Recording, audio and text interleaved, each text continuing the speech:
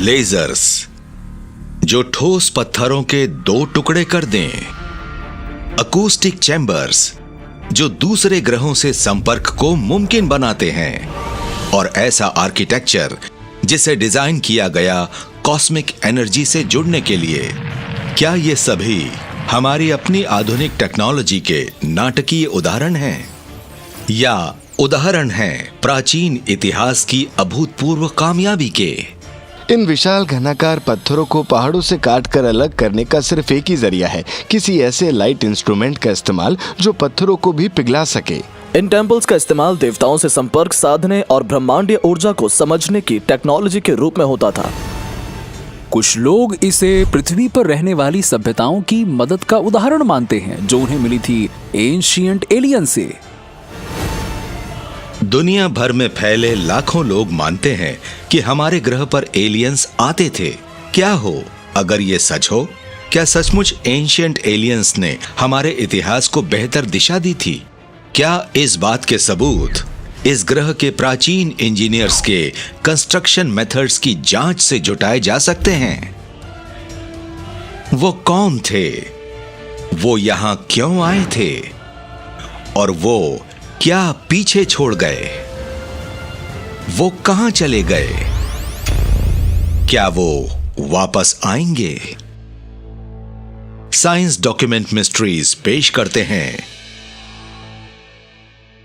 Aliens and ancient engineers.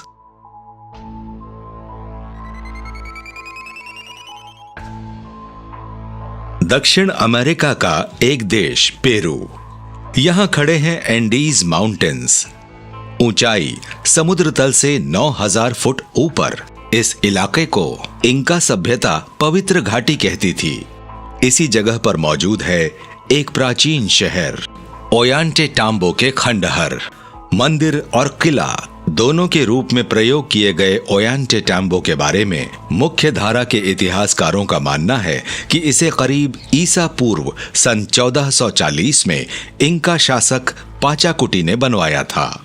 मगर कुछ विद्वानों का मत है कि ओयांटेटाम्बो को एक और बेहद प्राचीन शहर के खंडहरों की नींव पर बसाया गया है। मेरे पीछे के इस दरवाजे को गेटवे ऑफ गॉड्स कहा जाता है और इसका निर्माण इंका के यहाँ आने से लगभग हजारों साल पहले हुआ था। इसे बनाने वाली सभ्यता को हम उड़न पांचा कहते हैं। उन्हें ये नाम इसलिए दिया गया क्योंकि हम नहीं जानते थे कि वो कौन थे, कहां से आए थे और फिर कहां चले गए। इस बात के पुख्ता सबूत मौजूद हैं कि ओयांटेटाम्बो की शुरुआती हिस्से ज्यादा नहीं तो कम से कम 12,000 साल पुराने तो हैं ही।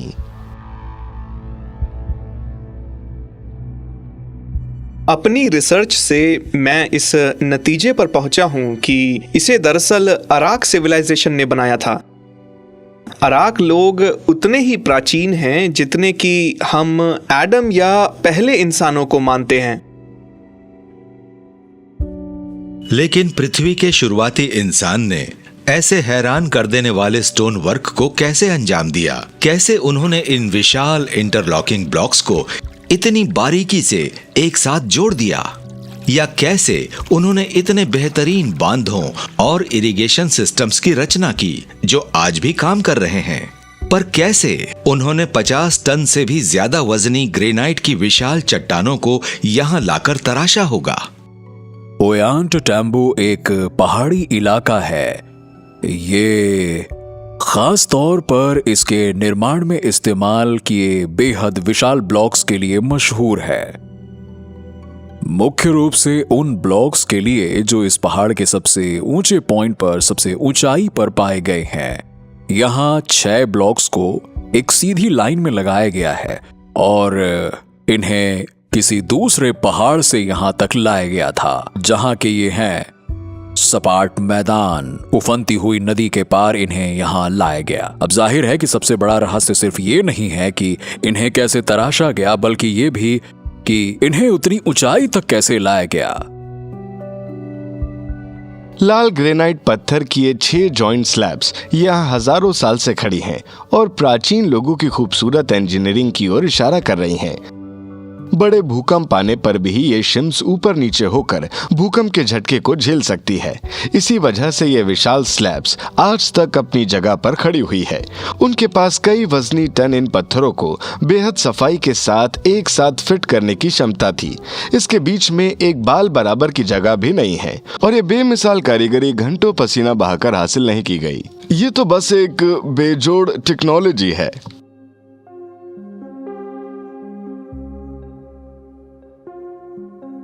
मुख्य धारा के पुरातत्वविद दावा करते हैं कि इस सघन कठोर ग्रेनाइट को पत्थरों और तांबे के औजारों से काटा और तराशा गया था, मगर उन औजारों के अवशेष कभी भी इस जगह पर नहीं पाए गए और ये अभी भी रहस्य बना हुआ है कि इन विशाल पत्थरों को एक साथ किस चीज से जोड़ा गया।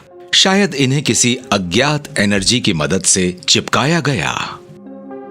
ऐसा लगता है जैसे दो पत्थरों को एक साथ जोड़कर इन पर किसी किस्म की हाई रेडिएशन बीम या लेजर डाली गई हो, जिसने इन पत्थरों को एक साथ चिपका दिया। इसके बाद इसी तरह तीसरे पत्थर को चिपकाकर एक और जोड़ बनाया गया। अब ये कोई नहीं बता सकता कि उनके पास इस तरह के हाई हीट सोर्स बनाने की काबिलियत कैसे थी और कैसे उन्होंने इन पत्थरों को इस पेचीदा डिजाइन में सजाया। नजदीक ही प्राचीन शिल्पकारों की रहस्यमय कला के और ज्यादा सबूत मिले हैं। यह है कंडोर का टेम्पल। यहाँ the wall of living rock मौजूद है, जहां से ज्वालामुखीय पत्थर से विशाल स्लैब्स को काटकर निकाला गया था। कंडोर का ये टेम्पल काफी जिज्ञासा पैदा करता है, क्योंकि यहाँ हमें पत्थरों के विशाल घनाकार सेक्शंस मिलते हैं जो ज्वालामुखीय हैं और बेहद सख्त हैं, और उन्हें पहाड़ से इतने सफाई के साथ निकाला गया है कि उनकी सतह पर एक स्क्रैच तक नहीं है और इनके किनारे भी पैने नहीं हैं। ये गोलाई में है, कोई नहीं बता सकता कि ये कैसे किया गया होगा। ये रॉक सरफेस खुरदुरे लगते हैं, मगर जब हम इन्हें छूते हैं तब एहसास होता है कि ये बाथरूम मिरर जितने ही स्मूथ है। इसका मतलब यहाँ किसी विट्रिफिकेशन प्रोसेस का इस्तेमाल हुआ है और जहां से इन पत्थरों को काटा गया है वहां तली में हम ये क्रिस्प क्रॉस पैटर्न देख सकते हैं, और मेरे ख्याल से असल में ये आरी के निशान है। मेरे लिए तो ये पैटर्न एशियन मशीनिंग का पुख्ता सबूत है, इसमें कोई शक नहीं है। प्राचीन औजारों से काम मुमकिन ही नहीं है। ओल्लांटाम्बो का ज्यादातर हिस्सा एंडेसाइट यानी ज्वालामुखी पत्थरों से बना है, और एंडेसाइट को काटने के लिए आपको कुछ ऐसा चाहिए जो इससे भी ज्यादा हार्ड हो। डायमंड ये काम कर सकता है, मगर पाषाण युग में ऐसा कोई औजार नहीं था, तो ये जरूर किसी एक्स्ट्रा टेरेस्ट्रियल टूल का करिश्मा होगा। शायद ओल्लांटाम्बो को बनाने वाले प्राचीन बिल्डर्स को अपने औजार सचमुच दूसरी दुनिया के प्राणियों से मिले हों। प्राचीन एस्ट्रोनॉट थियरिस्ट्स का भी यही मानना है। हालांकि इस बात के सबूत एंडीज माउंटेन्स में बनाए गए शुरुआती मिथ्स से भी जुटाए जा सकते हैं। उनमें प्राचीन पूर्वजों या कहिए फाउंडर्स को भाई बहन माना गया है और कहा गया है कि ये सूर्य के बच्चे हैं जिन्हें सूरज देवता ने भेजा था। ये रहस्यमय प्राणी पृथ्वी पर ऐसी चीज लेकर आए थे जिसे गोल्डन वेज कहा गया।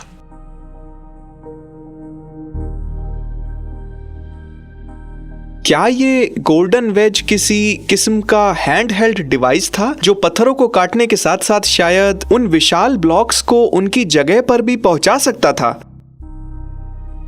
अगर सूर्य के वंशजों ने गोल्डन वेज का इस्तेमाल किया था, तो क्या वो वाकई कोई हाईटेक डिवाइस था जो चट्टानों को काटने और उनको उठाने के काम आता था, और जो शायद दूसरी दुनिया के लोगों ने उन्हें सौंपा था? सच तो यह है कि ओल्लांटाम्बो से जुड़े हुए गोल्डन वेज की इस अनोखी कहानी ने ही मुझे ये सोचने पर मजबूर किया कि हजारों साल पहले यहाँ किसी किस्म की एक्स्ट्रा टेरेस्ट्रियल एक्टिविटी को अंजाम दिया गया था, और दूसरी दुनिया की ये जटिल एलियन टेक्नोलॉजी उन शानदार अजूबों को मुमकिन बनाने के लिए इस्तेमाल हुई थी जो आज हमें ओल्लांटाम्बो के रूप में दिखाई दे रहे हैं। किसी भी तरह ये बात समझ नहीं आती कि 50 टन वजनी पत्थरों को खड़े किनारों वाली चोटी पर ले जाकर किले की दीवारों में कैसे तब्दील किया गया। ऐसे कामों को तो बिना किसी क्रेन्स, लिफ्ट्स और बड़े बड़े तख्तों के बिना करना तो नामुमकिन सा लगता है। विशाल पत्थरों को इतनी ऊंचाई पर पहुंचाने के लिए एक एंटी ग्रेविटेशनल डिवाइस या फिर किसी ट्रैक्टर बीम की जरूरत होगी। इसीलिए कुछ लोग इसे पृथ्वी पर रहने वाली सभ्यताओं की मदद का उदाहरण मानते हैं, जो दरअसल उन्हें मिली थी एंशिएंट एलियन से। सेंट्रल मैक्सिको सिटी से करीब 56 किलोमीटर दूर उत्तर पूर्व में यहाँ के हाईलैंड्स प्लेटो में मौजूद है टियोटिहुआकान के प्राचीन शहर की विशाल आर्कियोलॉजिकल साइट।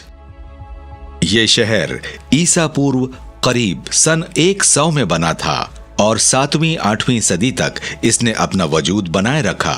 टियोटिहुआकान प्राचीन इतिहास के सबसे बड़े शहरों में से एक था, जहां कभी 1.5 लाख से भी ज्यादा लोग रहते थे।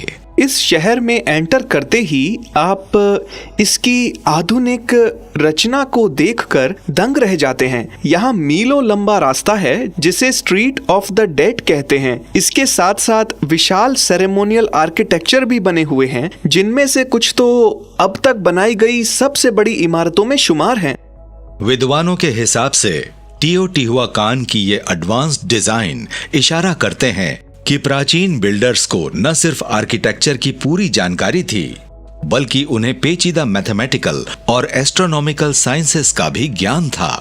ऊपर से देखने पर शहर की बनावट हैरतअंगेज ढंग से किसी कंप्यूटर सर्किट बोर्ड जैसी लगती है, जिसमें 2 लार्ज सर्किट्स लगे हों, एक सन पिरामिड और दूसरा मून पिरामिड।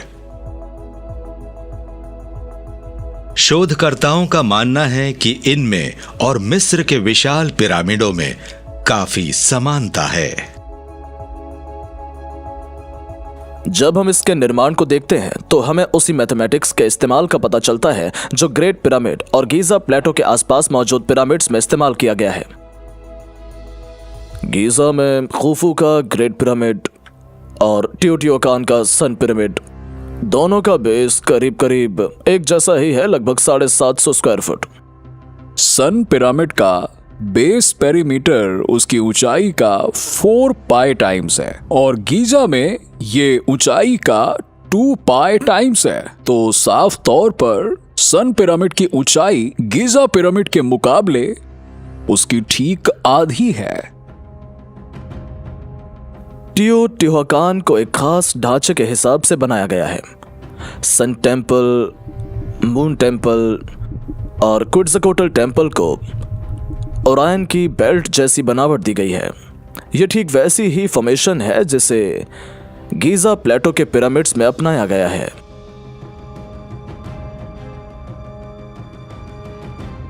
क्या टियोटिहुआकान और गीजा के डिजाइन और बनावट में ये अद्भुत समानताएं एलियन विजिटर्स के प्रभाव की देन है?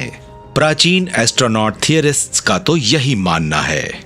जब भी हमें एक जैसे पिरामिड कॉम्प्लेक्सेस दिखते हैं, जैसे कि टियोटिहुआकान और गीजा के पिरामिड कॉम्प्लेक्सेस, तो हम सोचने लगते हैं कि हाँ, इन विशाल ढांचों के पीछे एक जैसे बिल्डर्स, सेम डिजाइनर्स और एक जैसी सोच है।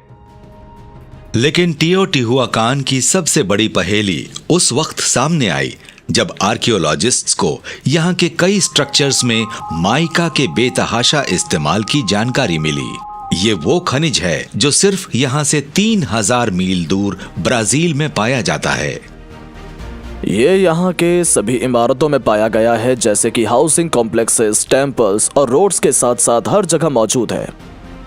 शायद माइका की ये शीट्स हजारों मील दूर से यहाँ लाई गई हैं, शायद ब्राजील से। वही सबसे नजदीकी सोर्स है। मगर इसका इस्तेमाल क्यों किया गया? जाहिर है सजावट के लिए तो बिल्कुल भी नहीं, क्योंकि ये कहीं दिखाई नहीं देती।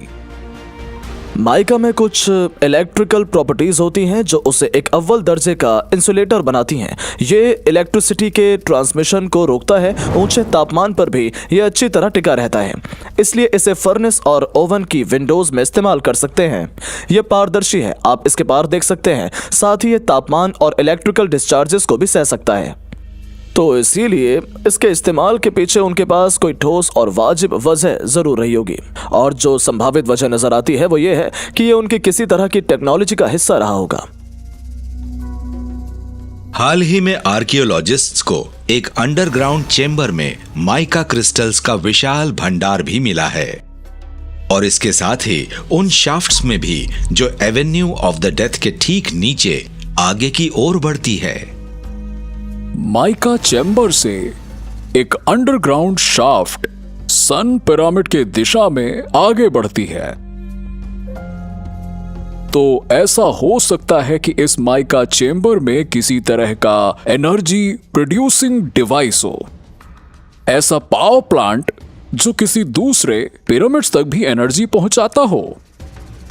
ऐसा हो सकता है। टियोटिहुआकान और गीजा के पिरामिड्स में बहुत सारी समानताएं हैं। दोनों के अंदर ही चेम्बर्स बने हुए हैं। कुछ लोग सोचते हैं कि ग्रेट पिरामिड अपने आप में ही बेहद विशाल माइक्रोवेव जनरेटर थे जो सचमुच सैटेलाइट तक बीम भेजते थे या किसी स्पेसक्राफ्ट या इंस्टॉलेशन को पावर सप्लाई करते थे। हो सकता है कि टियोटिहुआकान में भी ऐसा ही कुछ हो रहा हो। अगर सन पिरामिड सचमुच पावर जनरेट करने के लिए डिजाइन किए गए थे, जैसा कि प्राचीन एस्ट्रोनॉट थियरिस्ट्स मानते हैं, तो क्या ये माइका लाइन, चेम्बर्स और शाफ्ट्स पूरे शहर के लिए किसी इंटरकनेक्टिंग पावर ग्रिड की तरह काम करते थे, या फिर माइका के इस्तेमाल के पीछे शायद कोई दूसरा बड़ा मकसद था, जैसे कि सुरक्षा? नासा अपने कई क्राफ्ट जैसे कि स्पेस शटल में माइका का यूज गर्मी कम करने के लिए करता है। स्पेस शटल की तली में माइका की लाइन लगी होती है ताकि ये लौटते वक्त पैदा होने वाली जबरदस्त गर्मी के लिए परफेक्ट डिफ्लेक्टर का काम कर सके। क्या टियोटिहुआकान में पाए गए माइका ने भी कवच बनकर प्राचीन लोगों को एंशिएंट रॉकेट के स्टार्ट होने से पैदा हुए ब्लास्ट से बचाया होगा, या फिर स्पेसक्राफ्ट से निकलने वाले किसी रेडिएशन से?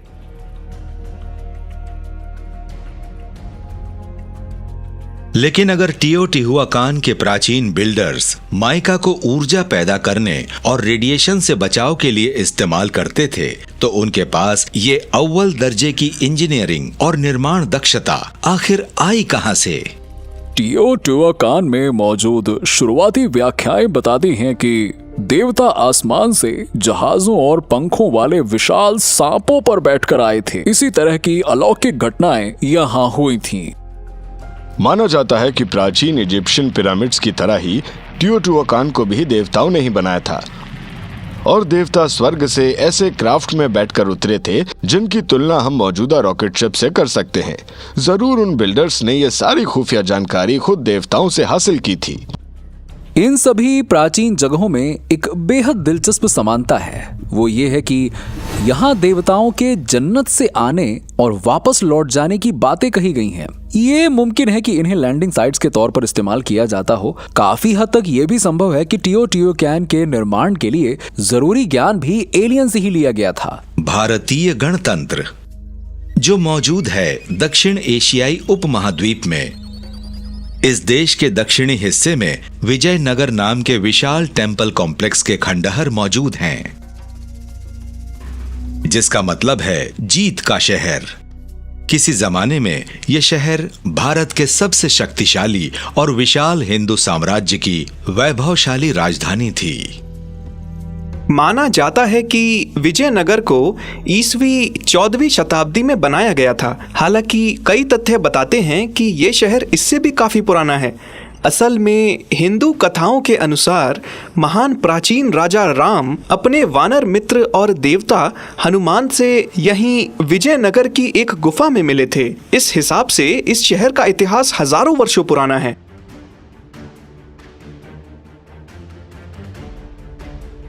दक्षिण भारत के इस इलाके में लाखों वर्षों से इंसानी चहल पहल गूंज रही है। निश्चित तौर पर विजयनगर अब तक के इतिहास का सबसे बड़ा साम्राज्य था, इसलिए यहाँ सभ्यताएं इसके अस्तित्व से भी पहले से करवटें ले रही होंगी। विद्वानों के मुताबिक विजयनगर के मंदिर उन प्राचीन जियोमेट्रिकल और मैथमेटिकल फार्मूलों से बनाए गए थे जो सिर्फ वास्तुशास्त्र में दर्ज है।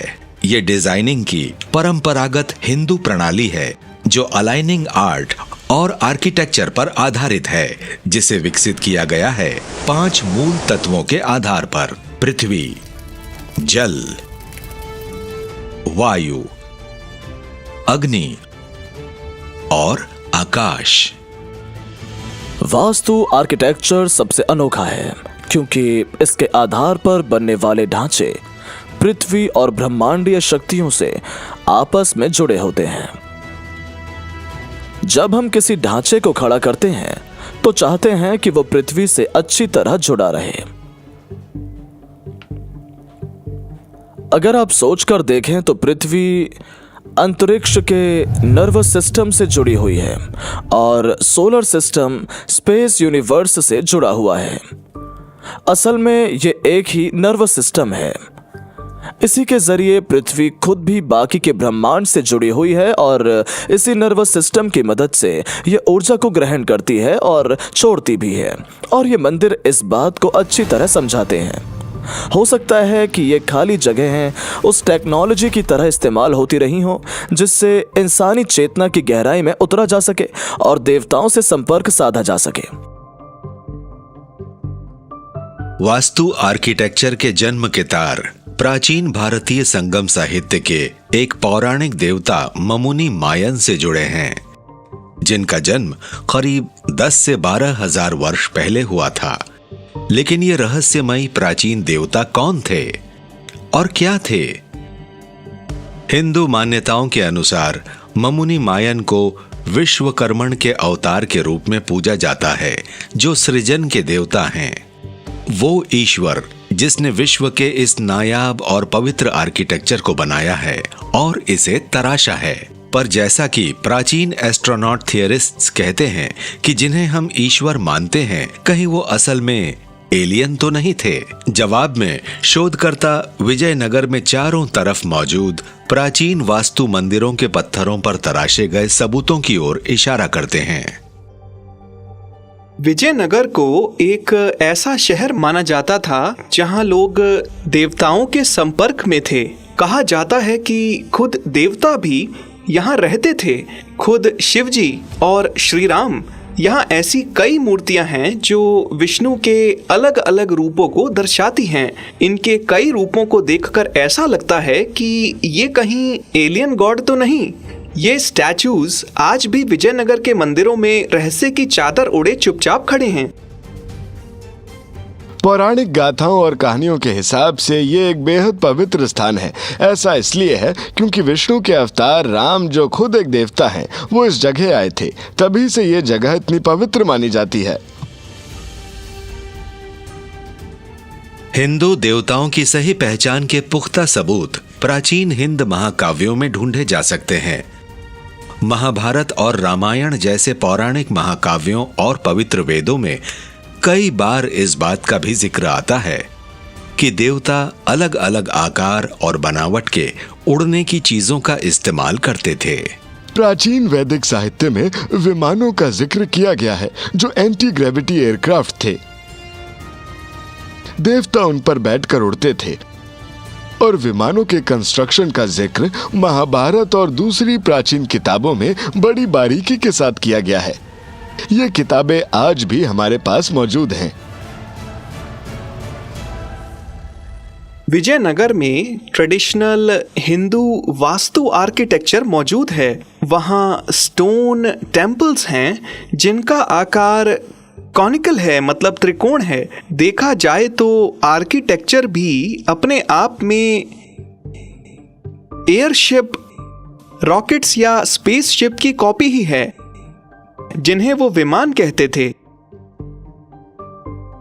विजयनगर में वास्तु टेक्नोलॉजी का इस्तेमाल हुआ था और वास्तु टेक्नोलॉजी फ्लाइंग व्हीकल्स बनाने के लिए भी इस्तेमाल की जाती रही है।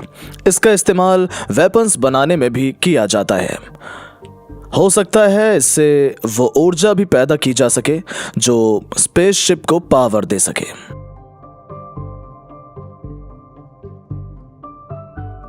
उन विमानों को आज हम कहते हैं स्पेस शटल, फ्लाइंग मशीन्स।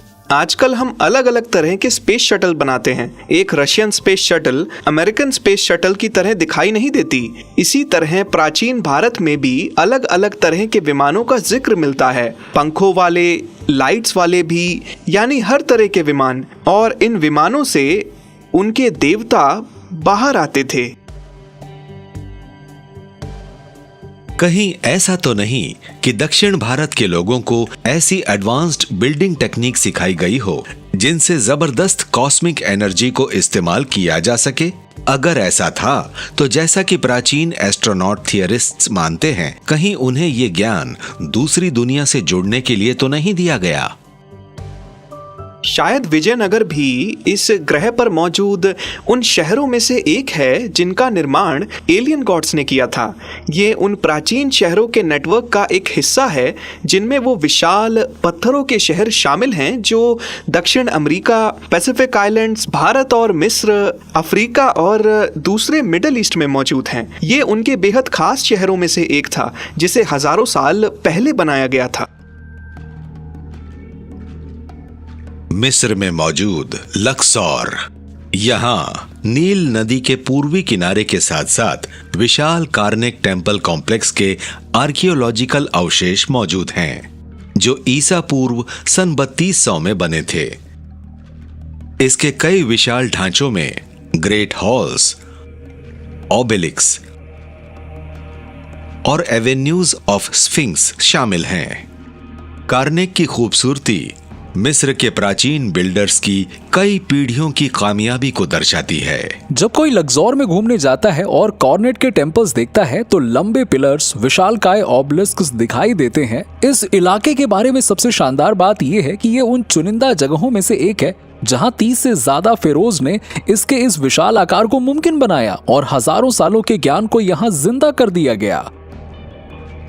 सदियों तक आर्कियोलॉजिस्ट और बुद्धिजीवियों के लिए कार्नेक शुरुआती मानव की शानदार टेक्नोलॉजिकल एबिलिटी के बेहतरीन उदाहरणों में से एक था।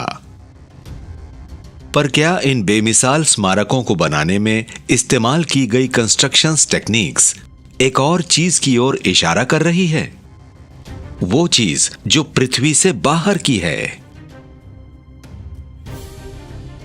जब हम इन हायरोग्लिफ्स को देखते हैं तो दंग रह जाते हैं कि ये कितने खूबसूरत हैं और इन्हें कितनी सावधानी से बनाया गया है। इनमें इस्तेमाल की गई टेक्नोलॉजी को बेहद सटीकता के साथ इस्तेमाल किया गया है जो लाजवाब है, और गौर से इन्हें देखने पर हमारी आंखें नम हो जाती हैं। जानकारों का मानना है कि एडवांस्ड मशीनिंग के सबसे प्रभावशाली सबूतों को कार्नेक के ऊंचे 4 साइडेड टेम्परिंग मॉन्यूमेंट्स में ढूंढा जा सकता है, जिन्हें ओबेलिस्क कहते हैं। ओबेलिस्क की चारों साइड्स में एक जैसी इंस्क्रिप्शन बताई गई है और ये हूबहू एक जैसी है। इन्हें खूबसूरती से काटा गया है और इस लाल ग्रेनाइट पत्थर में हायरोग्लिफ्स को बहुत ही बारीकी से उभारा गया है। अगर आज हम इन्हें देखते हैं तो लगता है इन सभी चीजों को तराशने में मशीनों का इस्तेमाल हुआ होगा। जैसे देखिए, यहाँ स्लॉट्स हैं जो कि सिर्फ 14 इंचेस चौड़े, आधा इंच गहरे थे। इनके अंदर झांकने पर पता लगता है कि इनके निचले हिस्से को किसी रोटेटिंग टूल से बनाया गया है। उस टूल को अंदर पंच करके बाहर निकाल कर नीचे लाकर फिर से पंच करते होंगे। इंसानी हाथ चाहे जितनी भी महारत हासिल कर लें, इन्हें कभी नहीं बना सकती। चाहे खुद टूल के निशान हो, उनकी सटीकता, गहराई और यहाँ इन्हें जो गोलाई दी गई है, ये काम सिर्फ हाथों से नहीं हो सकता।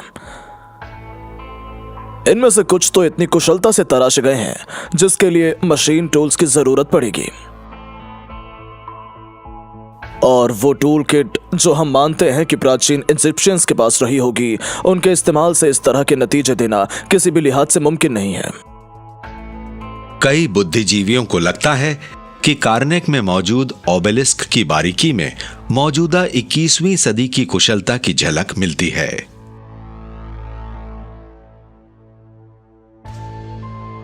कुशलता ही खूबी है जिस पर हमारी सभ्यता की नींव खड़ी है।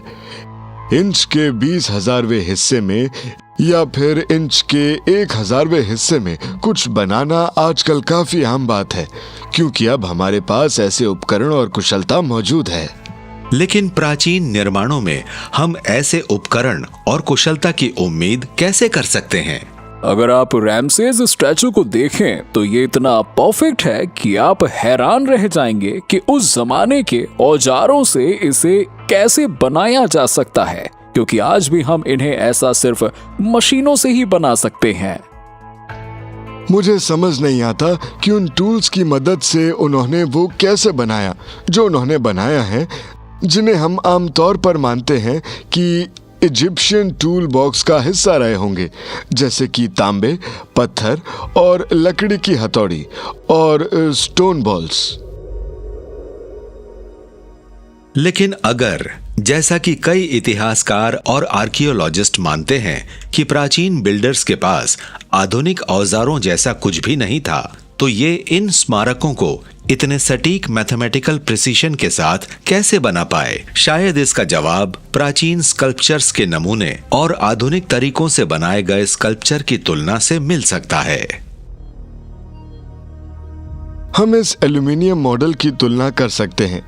इसके चेहरे में नीचे की ओर जाने वाली गोलाई और इजिप्ट में मौजूद कॉर्निक स्टैचू के चेहरे में नीचे की ओर जाने वाली गोलाई को देखिए, और टूल मार्क्स को भी। यहाँ आईब्रोज के ऊपर हम देख सकते हैं कि यहाँ एक निशान है, जिससे हमें पता चलता है कि उन्होंने किस तरह के टूल्स या किस शेप वाले टूल्स को यूज किया होगा। वो एलिमेंट्स को इस मशीनिंग और प्राचीन स्टैचू को एक जैसा बताते हैं, जिनमें ना सिर्फ सिमेट्री शामिल है बल्कि उनके साथ ज्योमेट्री और कुशलता भी है, और टूल मार्क्स भी। और तीनों एलिमेंट्स आधुनिक मशीनिंग और प्राचीन कारीगरी में मौजूद हैं। हाथों से इसे अंजाम देना बूते से बाहर की चीज है, बिना किसी मैकेनिकल असिस्टेंट के। मुझे तो यह नामुमकिन ही लगता है।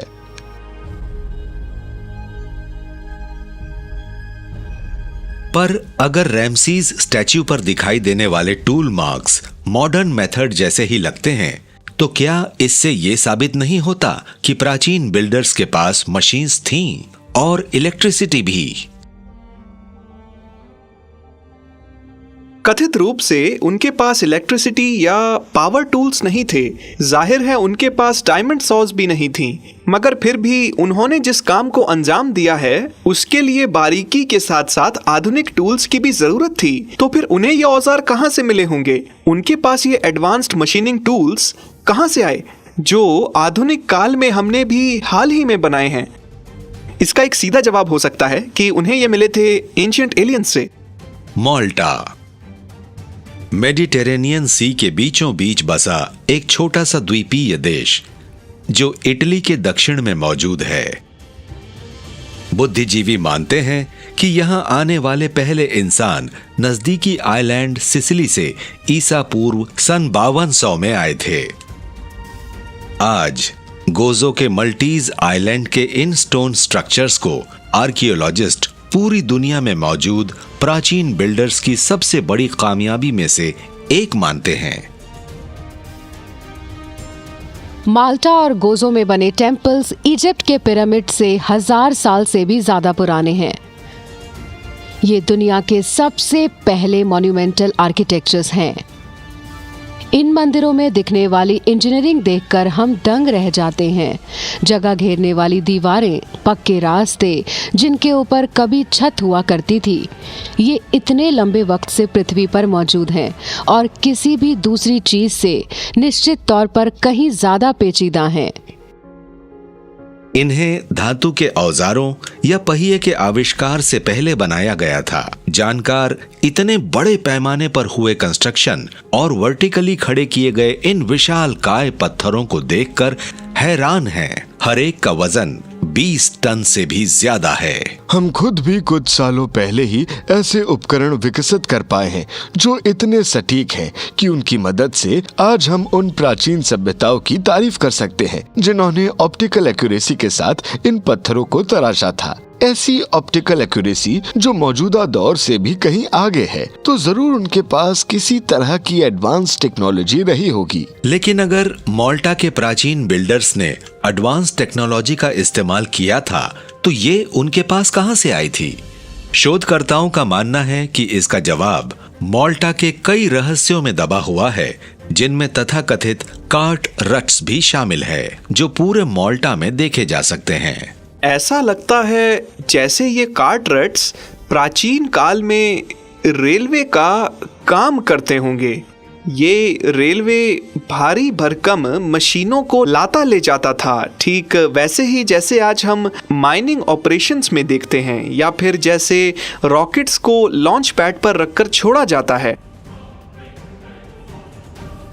माल्टा पर आधुनिक टेक्नोलॉजी के इस्तेमाल के निशान जमीन में नीचे भी पाए गए हैं। सन 1902 में जब कंस्ट्रक्शन वर्कर्स यहां बनने वाले घरों की नींव डाल रहे थे तो अचानक ही उन्हें वहां एक रहस्यमयी भूमिगत सेंचुरी दिखाई दी जो करीब ईसा पूर्व सन 2500 में बनी थी। इसे हाइपोजियम नाम दिया गया।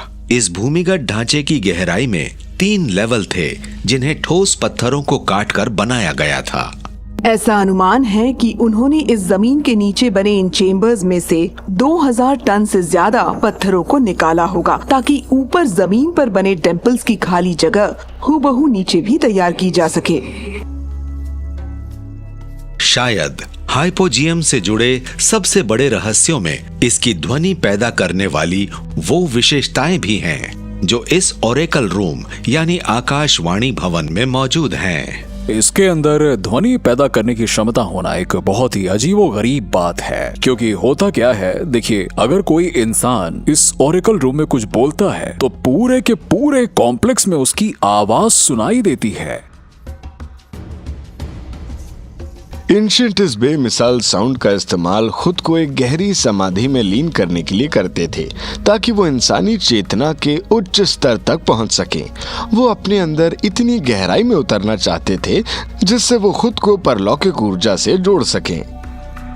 क्या ये संभव है कि ओरेकल रूम का इस्तेमाल एंशिएंट गॉड्स या शायद दिव्य पूर्वजों से बातचीत के लिए होता था? क्या ध्वनि से संबंधित ये तरक्की इशारा करती है कि शुरुआती माल्टीज निवासियों ने सोनिक मैनिपुलेशन के विज्ञान में महारत हासिल कर ली थी, जिसका मतलब है ठोस चीजों को भी ध्वनि तरंगों के जरिए बदल देना?